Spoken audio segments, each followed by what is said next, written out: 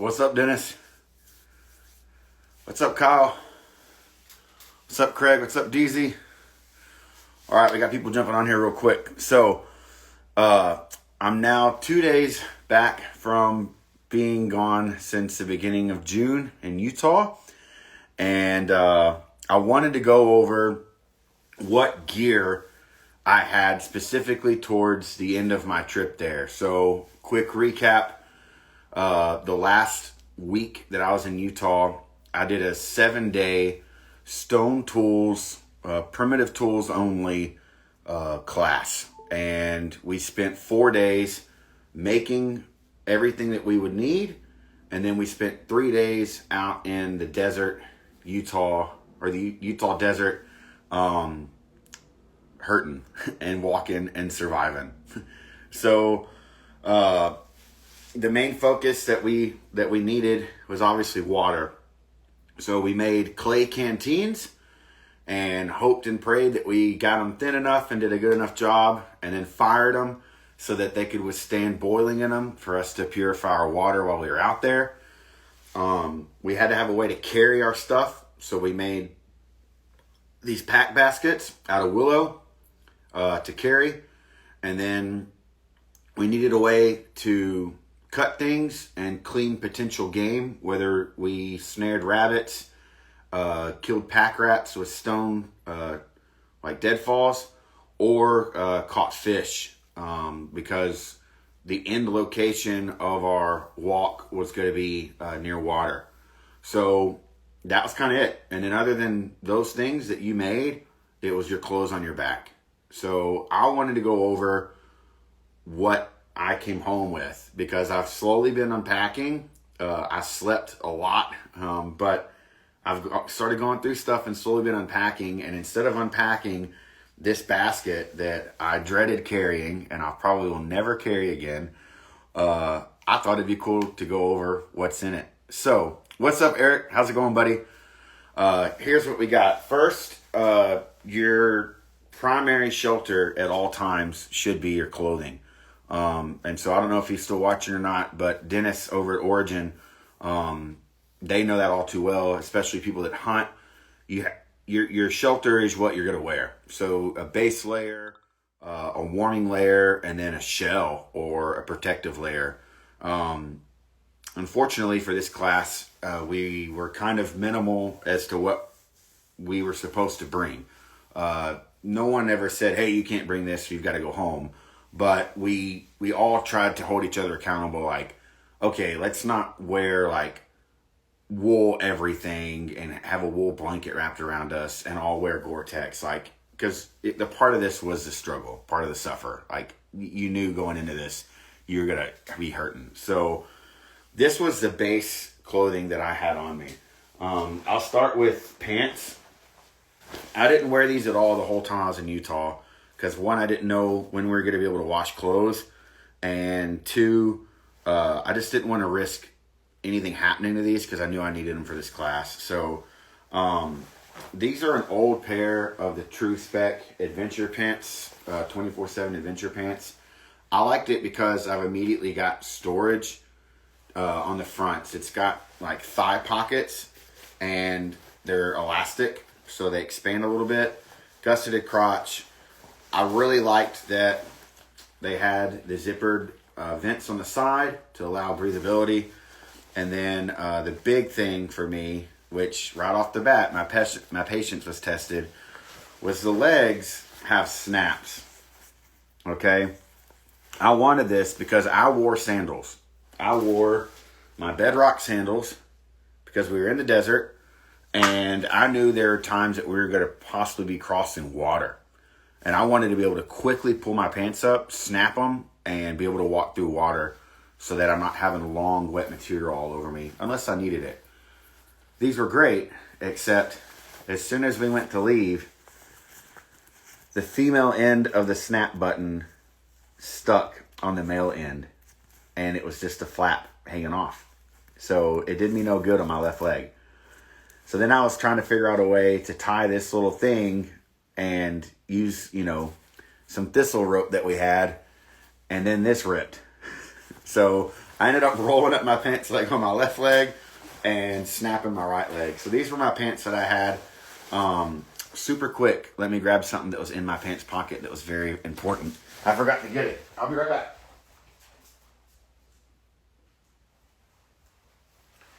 Just kidding, it's over here.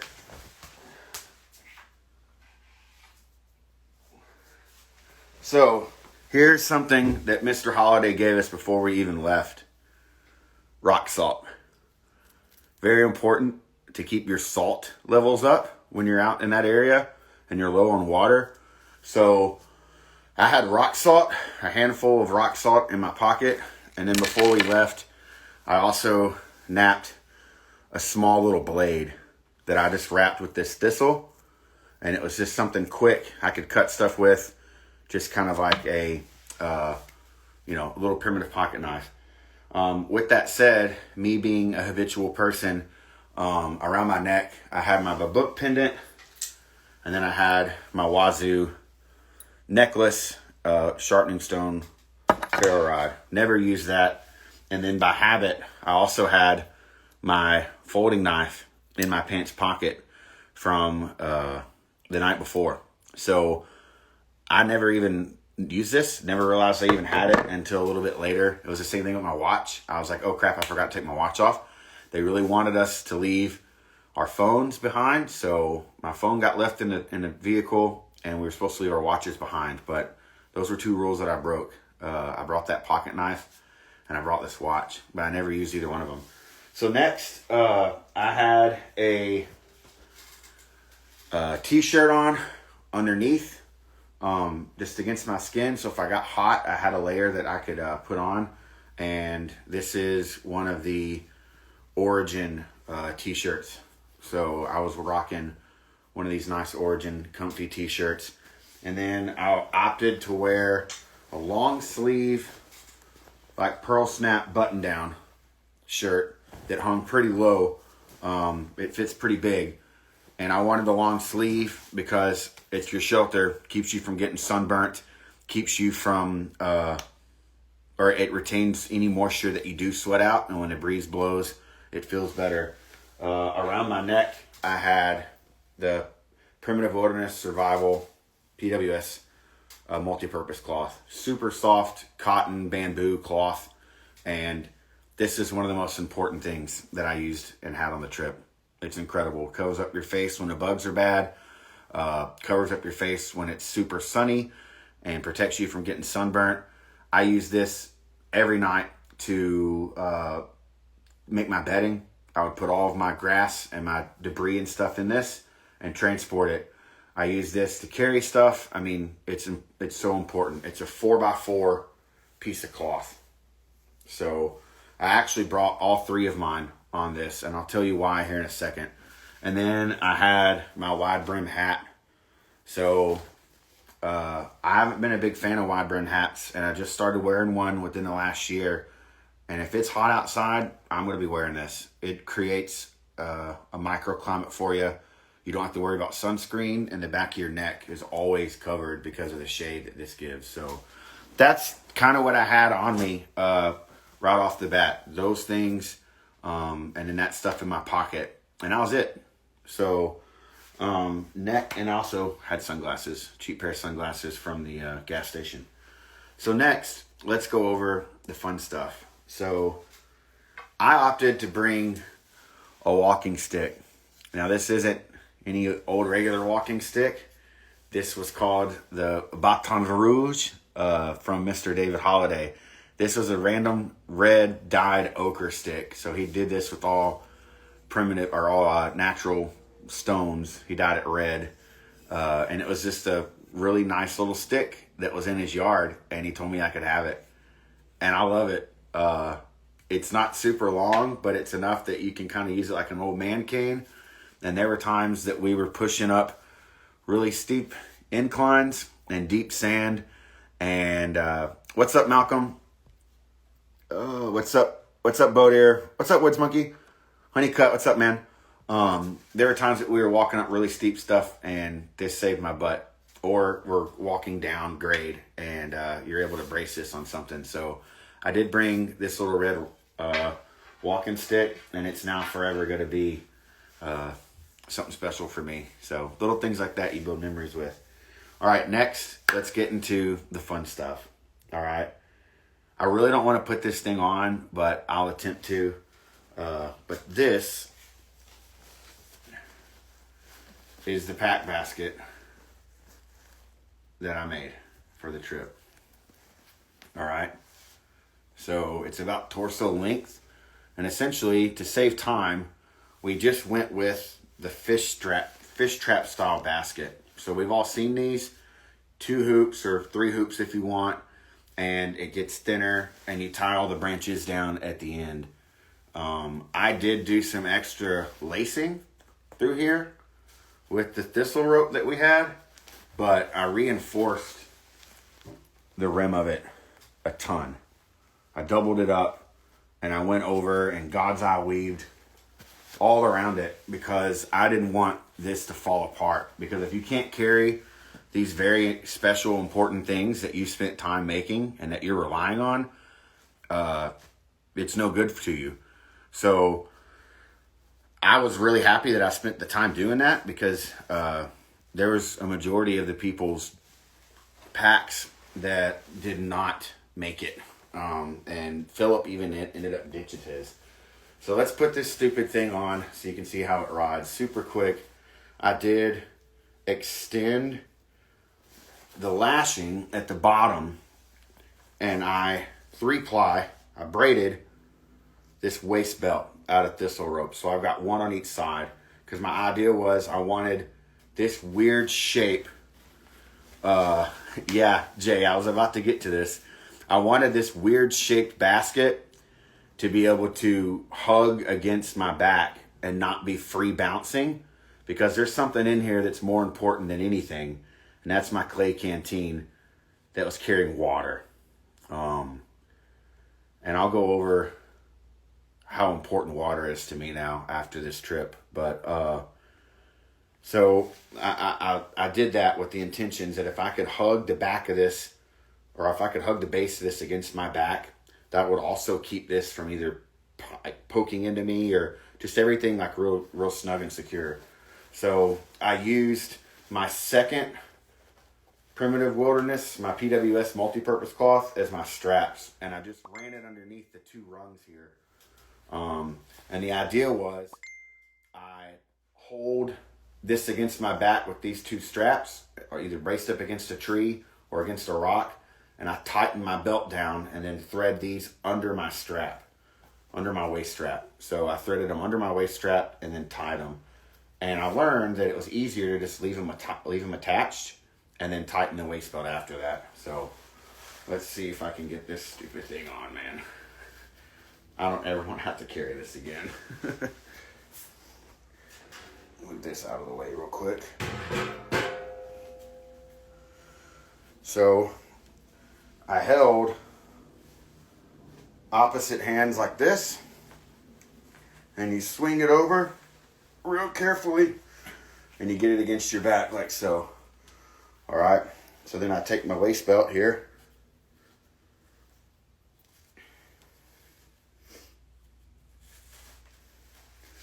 one was longer than the other, so I didn't do a good job of making it all nice and pretty, but you kind of match this up.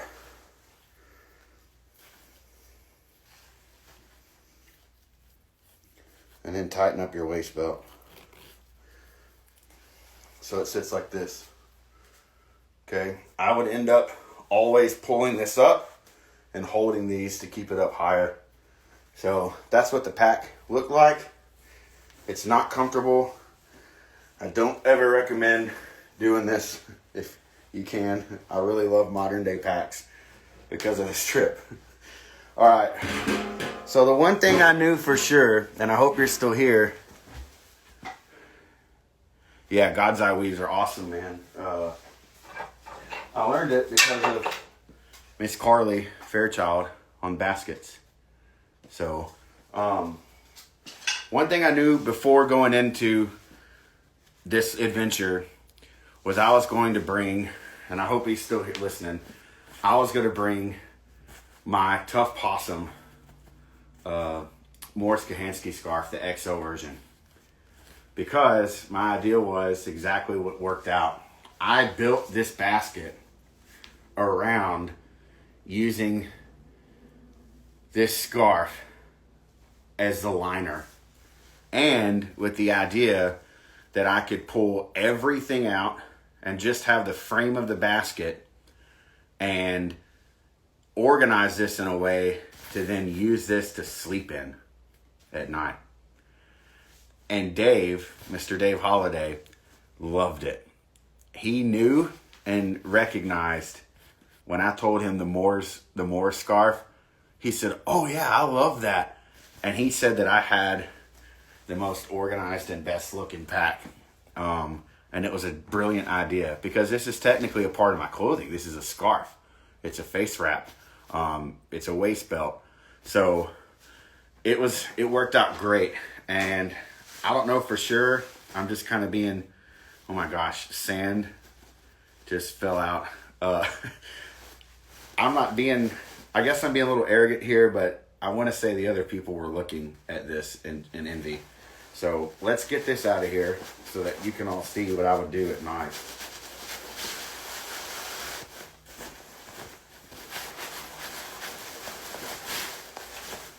So just like that. Now my pack basket's empty. And now I've got everything I need right here. So the way that I packed this, and it just collapsed on itself because I took the frame out of it.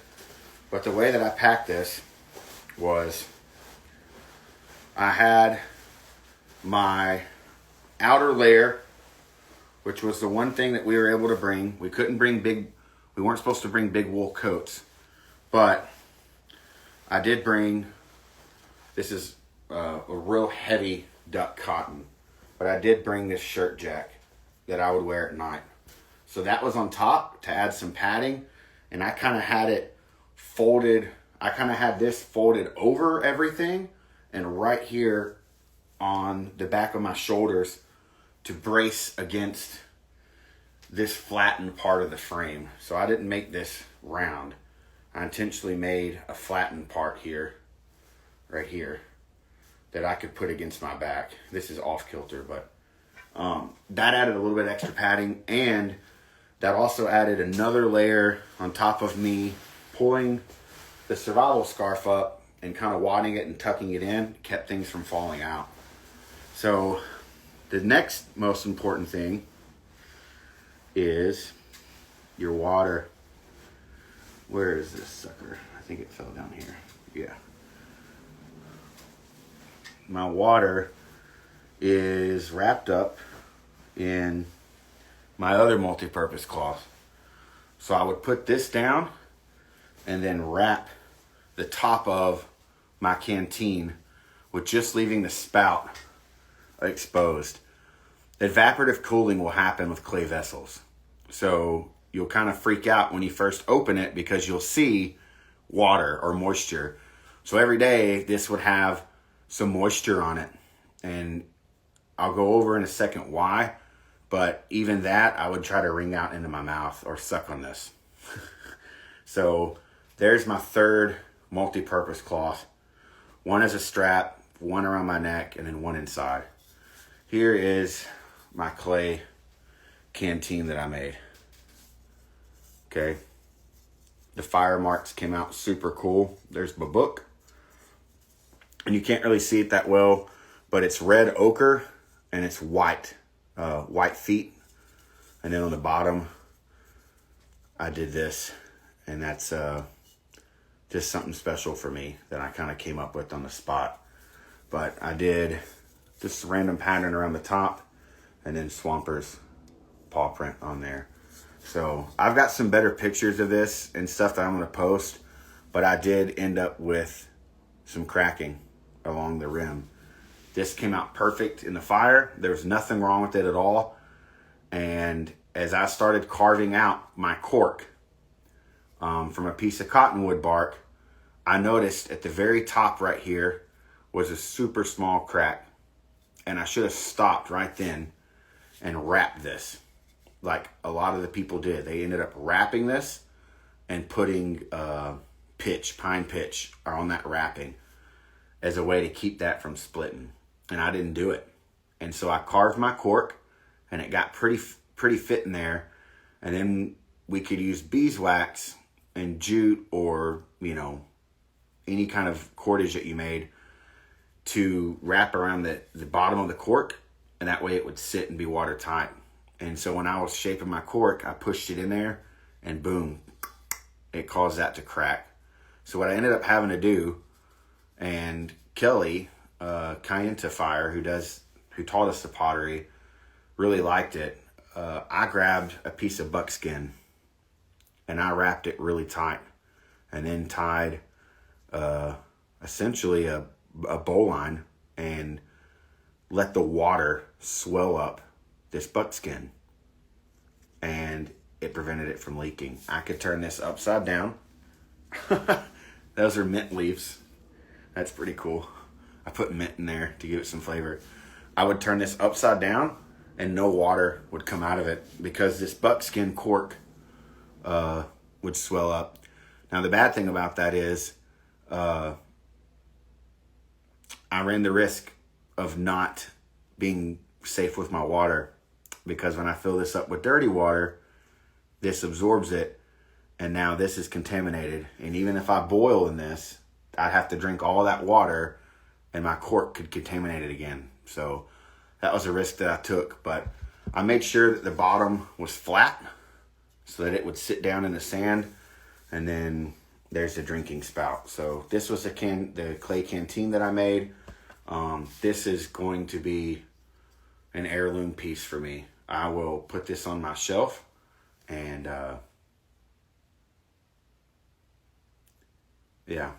and love this, because this kept me going. The water that was in this canteen was my most precious thing that I had. And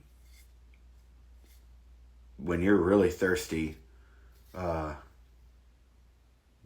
you see that this is so important. So, I will forever be grateful for this, the cracks and everything. I'll put this somewhere safe. Next, next I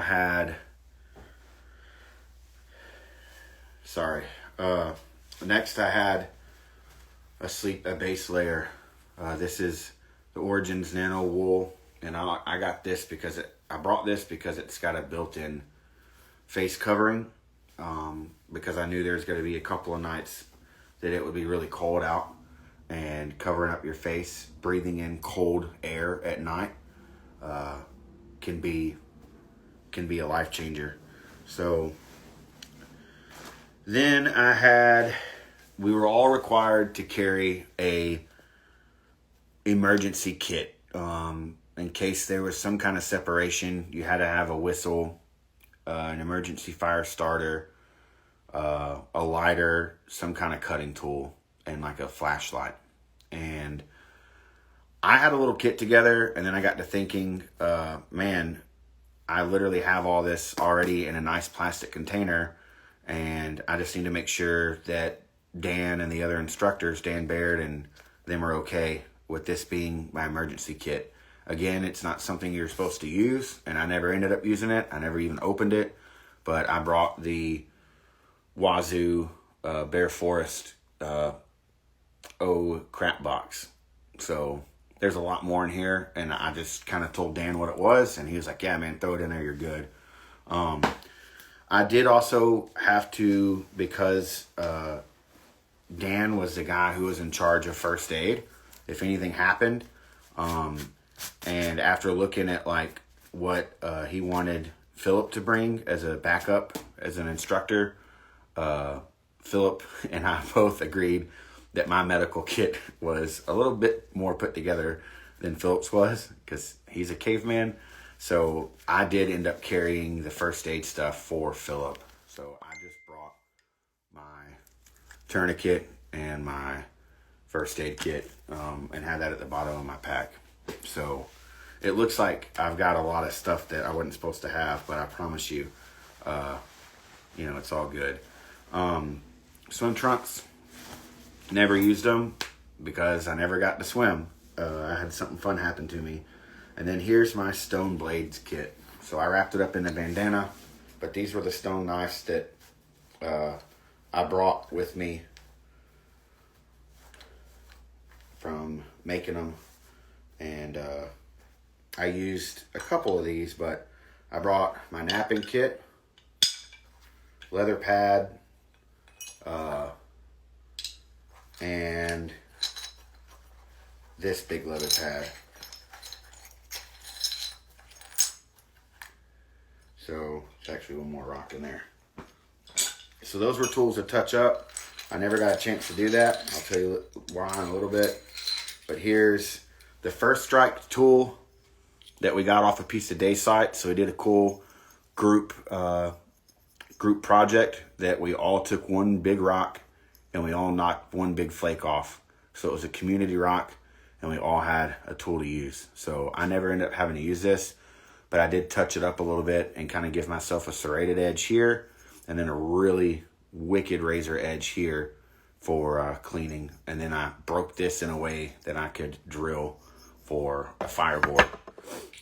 Here's another small blade that I napped, as well as the one that I had in my pocket. And then I had a couple of micro, this one snapped in half. I had a couple of just straight up razors that I flaked off. So there's that one. There's this one. And these were from Bo Earl from Fire to Fire. And then I was planning on working this bigger blade down, but I never got around to it. And then, yeah, all that was in this little bandana. And then sleeping socks. Look at all that sand. So, slept in those at night. Pieces of buckskin. A long piece of buckskin that I ended up having to cut in half. And then my fire kit, I opted to go with a takedown bow drill kit. Where did that piece go? It just fell off. So my buddy Kyle Thompson, this is, I can't remember what wood this is, but he gave Phillip and I a kit at Fire to Fire. And there's a pecked rock handhold. And it was pretty cool. So it's elk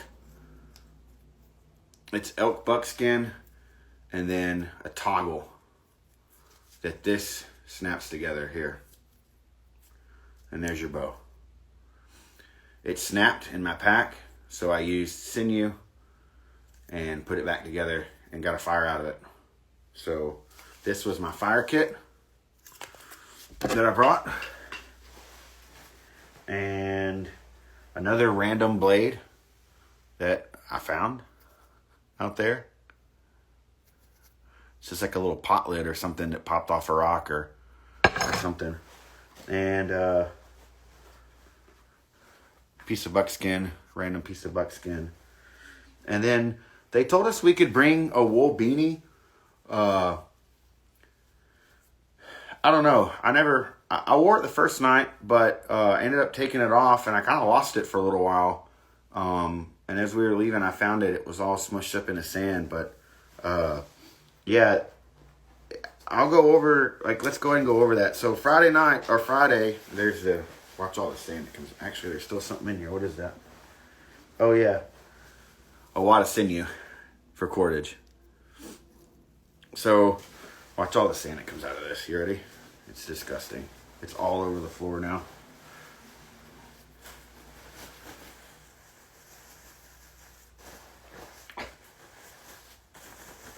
So yeah, this was what I would sleep in at night, and it actually worked really, really well. But here's the breakdown of the schedule. Friday, we left probably around 3:30, 4 o'clock, and we hiked and hiked and hiked, probably for about 3 hours, 2 hours, 2.5 hours, I don't know. But we went from behind Dave's house to straight up slick rock and then just sand. Oh yeah, for temper. Yeah, that's a good idea. And he took us out to sand dune areas, and he straight up said, right now behind the house and where we've been making all our stuff is heaven, and where we're going on Friday is hell. And he wasn't lying. It was super different. We were able to fill up our canteens with water before we left, and I didn't drink a drop of it until that night. We found an area in like a bowl that had junipers, and we basically all just made grandfather sage beds. We went and picked a bunch of sage, piled them up, and made mattresses, and slept under junipers that night. Kind of. By 2 or 3 hours of trying to go to sleep, you wake up freezing, and you end up all spooning and cuddling around the fire. Literally just front to back, circled up around a fire. And then you're just taking turns anytime you feel cold of reaching behind you and trying to find firewood to throw in there to keep it going. Some of the people got zero sleep at all. And yeah, absolutely. I'll put together a list. I'm going to put all this out in kind of a picture too, and lay out everything and break down your containers and whatever. But, yeah, I'll absolutely put together a list as to what you can bring, or what what we brought. But yeah, some of the people the first night got no sleep at all, and they just fed the fire all night. And then I got 2 hours of sleep total.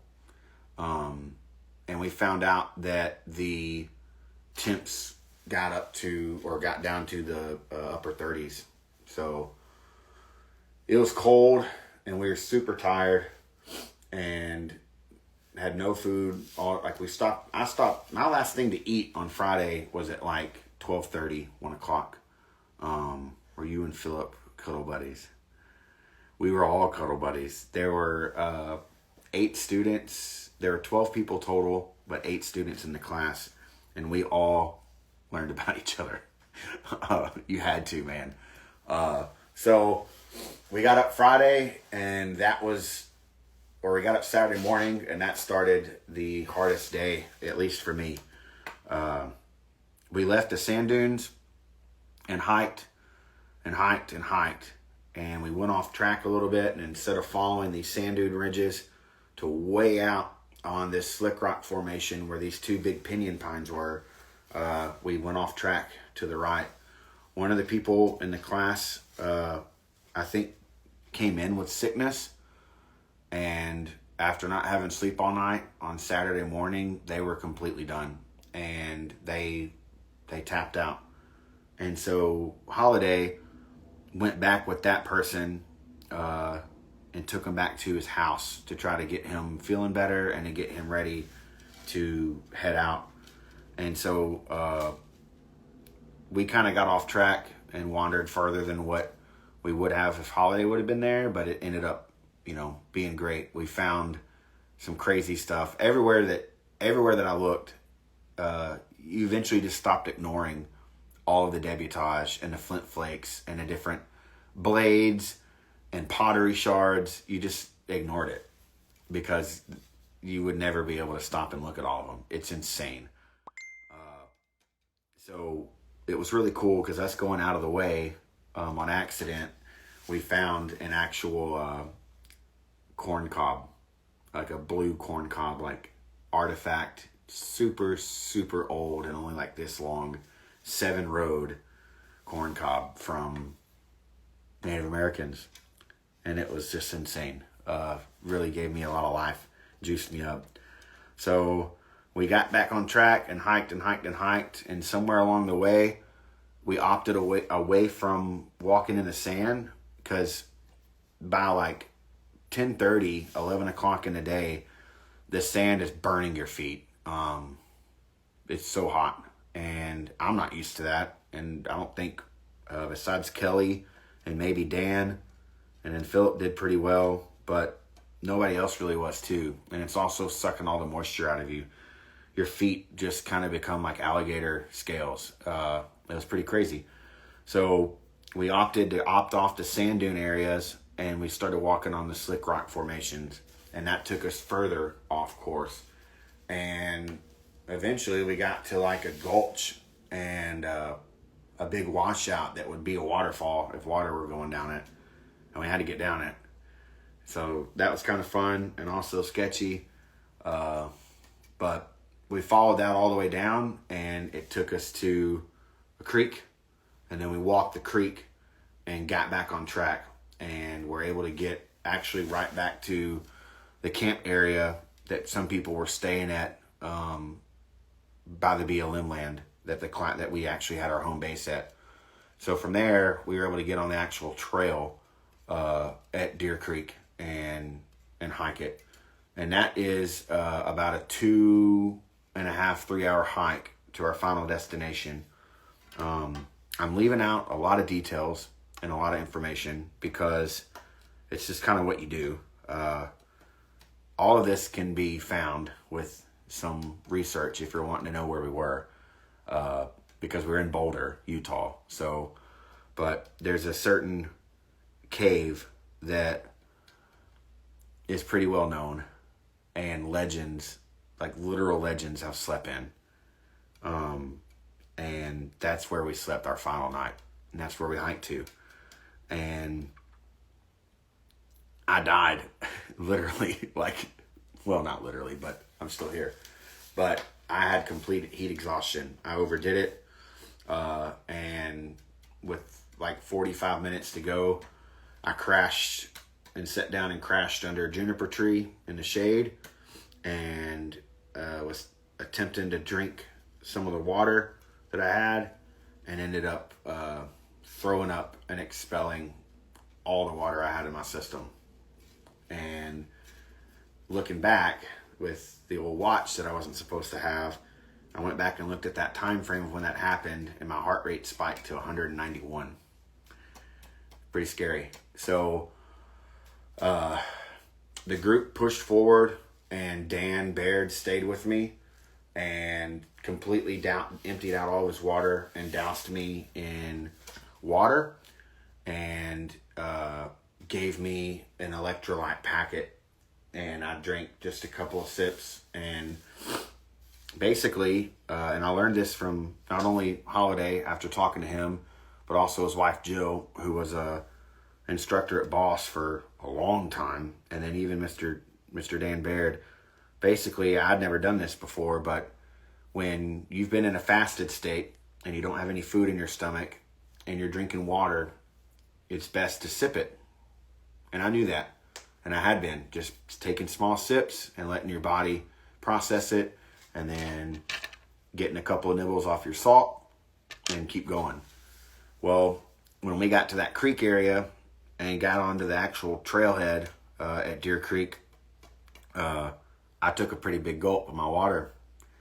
And since your body doesn't have any food to absorb that water, and you're already exhausted and your body's hot and it's hot outside and you're working yourself, your body wants to expel large amounts of water because it wants food.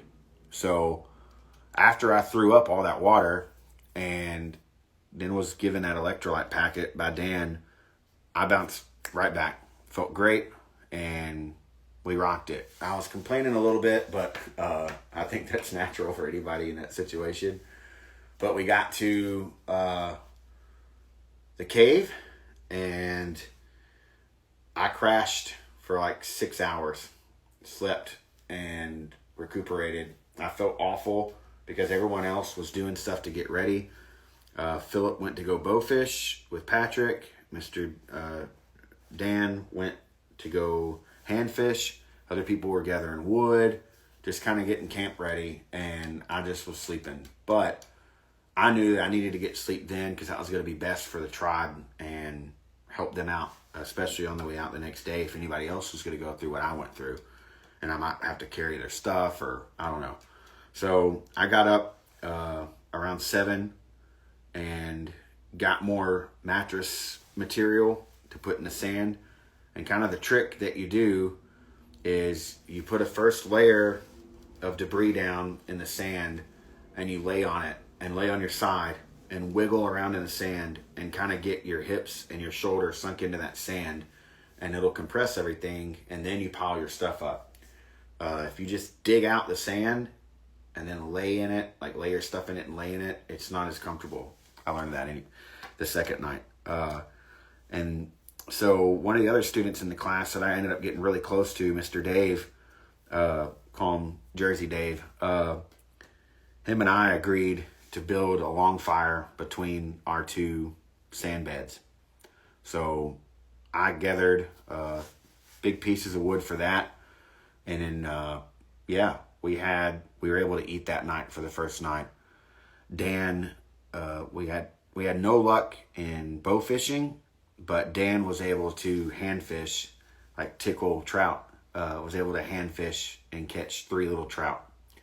And Miss Kelly, who taught the pottery, had a big cook pot that she had made and hauled around for us. So we put all 3 fish in the pot, water, a stinging nettle, and some of that mint. And we made a communal pot that we used this little spoon thing to get meat out of and the wild edibles, and then we passed around the pot and drank the broth. Dave, since he had to go back to his house with the other student, surprised us and brought back a little thing of blue corn flour and also some mesquite flour. And he made 2 different types of little ash cakes for us. And those carbs were like heaven. It was great. So we were able to kind of dip that in the broth. And we ate together that night and then went to sleep. And I got really good sleep that night. Would just kind of roll over and drag one of the big logs into the fire. But I knew that my buddy Dave was really exhausted and he didn't get much sleep the night before like me. And so, I saw that he was sleeping a lot better and I felt a lot better. So we got up the next morning and ate pinyon pine nuts. And then Dave showed us this little trick. Dave Holladay showed us this little trick with popcorn kernels, that you can bring popcorn kernels with you and you don't need a container. And you essentially, in sandy areas, you could probably do it in dirt too, you push your fire off to the side of where it was, you dig a little bitty hole and put your popcorn kernels in the hole, and then cover it up with the warm dirt. And the ground is hot enough from the fire being on it all night, the popcorn kernels will blow up out of the dirt and you can try to catch them. And whoever catches them gets to eat them. That was a game that we came up with. So we ate pinyon pine nuts, and we ate a little bit of popcorn that Dave had. And then we hiked out and got back pretty quick. I was booking it. I was ready to be away from the sand. That's the biggest thing that I hated out of all of this, was the sand. It wasn't me throwing up. It wasn't me being tired. It wasn't my feet being completely blown out, like blisters and cuts, like the edge of your heel getting so dried out that your skin splits. I didn't like all the sand everywhere. So I was being kind of a baby, but everybody was pretty much done at that point. Well, except a few people. But we got back to camp, and it was unbelievable that they did what they did. We walked up to a massive feast. Salad, watermelon, cheese, bread, yogurt. It was awesome. So then we had some community time and shared reflections and cried a lot. Everybody cried. And that's just what happens. Unless you just don't like people, and unless you have intentions on just doing it solo and honestly not caring for anyone else, there's no way that you can do a trip like this with without bonding emotionally to the people you're with, because their brains and their bodies and their skills and everything that makes them who they are, you rely on. And they get that from you. They need that from you. And it's powerful, especially when you're all really thirsty and you're all really cold. You need that. And I think that's a big lesson that I took away from this, is that too much of this stuff that we do and enjoy, we're only focused on ourselves and getting something done. And we've lost the communal aspect of what these skills are for and what these skills can do for us. We've made it as far as what we have as people because we do things together.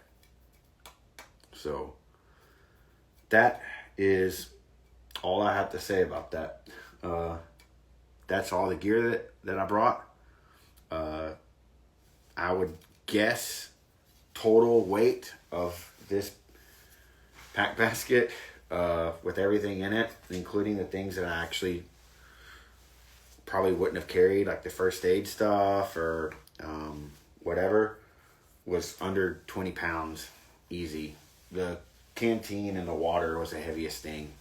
So yeah, I've got a lot of awesome stuff to share still, but as I've been unpacking and whatever, I wanted to go over this before I started putting this in places in my room, like displaying it and putting it away, because I'm never carrying this thing again.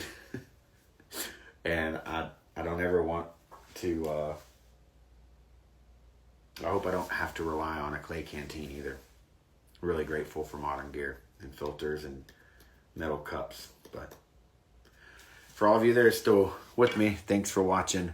I know this is really long-winded, but I'm going to be saving this onto my feed and hopefully posting this too on YouTube. So thanks for watching, everybody.